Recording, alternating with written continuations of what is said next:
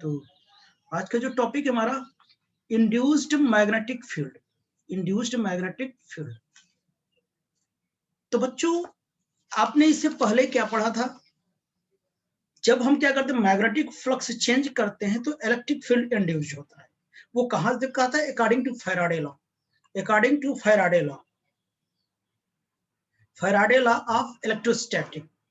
Faraday law of electrostatic में आपने ये देखा था, याद करो, E will be equal to minus d phi B by d t पढ़ा था। और आपको पता V will be equal to E d होता, तो E will be equal to E d l लिख सकता हूं मैं। तो इसकी जगह मैं ये लिख सकता हूं, इसकी जगह मैं ये लिख सकता हूं, E डॉट डी एल हो गया minus d phi B by d t हो जाएगा। ठीक है ना? यानी यहां पर मैग्नेटिक फ्लक्स चेंज करने पर इलेक्ट्रिक फील्ड क्या हो रहा है? प्रोड्यूस हो रहा है। तो अगर ये ऐसा हो रहा है तो ऑब्वियसली इसका जो अपोजिट होगा वो भी ट्रू होगा। अगर मैग्नेटिक फ्लक्स चेंज हो रहा है, इलेक्ट्रिक फील्ड प्रोड्यूस हो रहा है, तो इलेक्ट्रिक फ्लक्स चेंज होने पर मैग्नेटिक फील्ड क्यों नहीं प्रोड्यूस होगा? होगा। तो यही चीज according to ampere circuital law, ampere circuital law, ampere circuital law कितना था बोलो आप लोग? एम्पियर सर्किटल लॉ ये B डॉट डी एल था, mu naught of silo not, लेकिन ये इनकम्प्लीट था। ये क्या था? इनकम्प्लीट था, इनकम्प्लीट था। तो मैक्सवेल ने क्या बताया? According to Ampere Maxwell, Ampere Maxwell law क्या था? तो dl will be equal to कितना? म्यू नॉट आई प्लस कितना आया? Mu naught epsilon naught d phi E by d t. ये चीज मैक्सवेल ने इसको कंप्लीट किया। यानी ये जो था भाई, ये करंट है, ये भी क्या है? इसको डिस्प्लेसमेंट करंट बोलते हैं, ID. ID will be equal to epsilon naught d phi E by कितना? dt। इसी हमने डिस्प्लेसमेंट करंट में प्रूव करके दिखाया था, और ये भी दिखाया था मॉडिफाई एम्पियर सर्किटल लॉ। तो जब मैक्सवेल ने इसे कंप्लीट किया तो इसका हो गया एम्पियर मैक्सवेल लॉ। तो अब बताइए, तो ये तो पहले से था, इसके पहले एम्पियर ने सोच नहीं पाए थे, और सब जगह क्या करता था? ये इंसिस्ट करता था। लेकिन कहीं सर्किट में आप कैपेसिटर लगा देते हो, कहीं सर्किट में आप कैपेसिटर लगा देते हो, तो इसका एग्जिस्टेंस चेंज हो जाता था। ठीक, यहां बैटरी लगा के चेंज हो जाता था, ये मामला नहीं हो पाता था। लेकिन इसके होने से ये एग्जिस्ट करेगा, क्योंकि इसके नहीं होने से मतलब इसके बीच में जो फ्लक्स की चेंजिंग हो रही वो कितना है? जीरो है। जब ये पूरा टर्म जीरो हो जाएगा इतना यही आएगा कि नहीं? इसके लग जाने से इसके अंदर क्या है? इसके अंदर इलेक्ट्रिक फील्ड की फ्लक्स की चेंजिंग हो रही, इस फ्लक्स की चेंजिंग की वजह से ये टर्म इंट्रोड्यूस हुआ। ठीक है ना? ये टर्म क्या हुआ? इंट्रोड्यूस हुआ।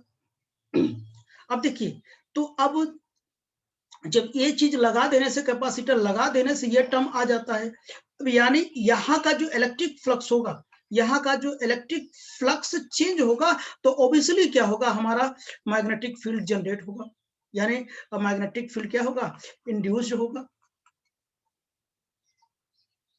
ठीक है ना? तो ये तो सब प्रूव किया हुआ है।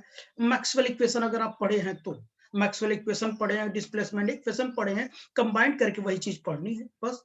तो यहां लिख दीजिएगा, if the electric field induced due to the change of magnetic fields and its vice versa is also true. ठीक, that is change in magnetic electric flux induce the magnetic field. Okay, तो आइए यही बात मैंने write down किया हूं, पढ़ लेता हूं। तो देखिए, we know that electric field can be generated by the charge and changing magnetic flux. तो मैंने अभी बताया ना, E dot d l will be equal to minus d phi B by कितना डी टी, इसके चेंज होने से ये इंड्यूस्ड होगा electric field. We see from Ampere Maxwell law that magnetic field can be generated by moving charge current and changing electric field. तो अभी मैंने बताया B dot d l will be equal to mu naught I plus mu naught epsilon naught d phi E by d t. इसके change होने से ये induced होगा, ठीक है ना। That is a charge, that is charge in electric flux through a surface bounded by C can be lead to induced magnetic field along the loop C. loop C में क्या होगा, induced magnetic field क्या होगा, produce होगा। तो ऐसा figure मैंने बना के बताया था। इसके अंदर क्या होगा, इसके अगर इसके अंदर इलेक्ट्रिक फ्लक्स में चेंजिंग आएगी बच्चों, अगर इसके अंदर इलेक्ट्रिक फ्लक्स में चेंजिंग आएगी तो क्या होगा, इंड्यूस्ड मैग्नेटिक फील्ड होगा। इनके बीच में मैग्नेटिक फील्ड क्या होगा, इंड्यूस्ड होगा। क्या होगा बच्चों, मैग्नेटिक फील्ड क्या होगा, इंड्यूस्ड होगा। अब सुनना आप लोग,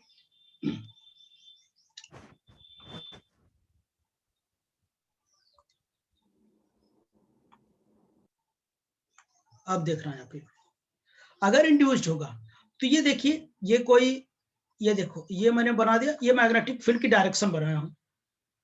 ये मैग्नेटिक फील्ड की जो डायरेक्शन है, इसके अराउंड क्या है, ये ऐसे ही कुछ रहेगा, ठीक है ना। इसकी डायरेक्शन कुछ ऐसे ही रहेगा, मैग्नेटिक फील्ड की डायरेक्शन ऐसे ही रहेगा, ऐसे, ठीक है ना, ऐसे। देख पा रहे हैं क्या, ऐसे ही। यानी ये जो बता रहा है बी इंड्यूस्ड बता रहा है, बी इंड्यूस्ड बता रहा है। इसकी अगर क्लॉकवाइज में क्या कर रहा है, ये मैग्नेटिक फील्ड इंड्यूस हो रहा है, तो increase electric field in magnitude, electric field क्या कर रहा है, इंक्रीज कर रहा है।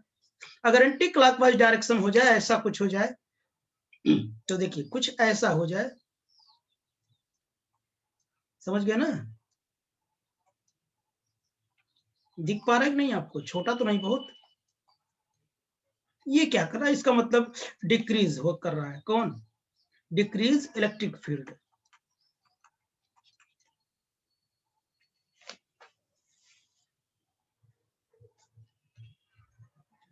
ओके बच्चों, तो ये चीज होगा। एनी प्रॉब्लम किसी को नहीं ना।